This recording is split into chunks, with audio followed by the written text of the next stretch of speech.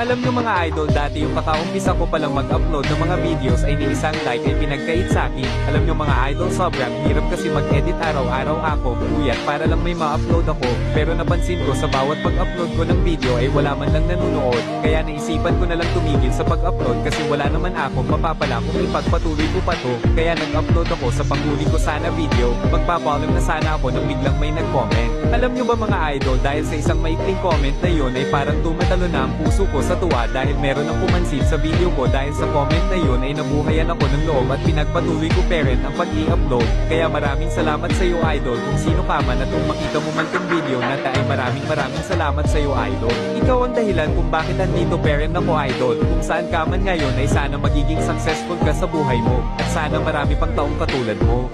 Kaya sa mga small content creator dyan, patuloy lang tayo hanggang sa maabot na natin yung top ng ating pangarap. Mag-upload lang kayo ng mag-upload at balang araw ay dadami din manunood at supporta sa atin.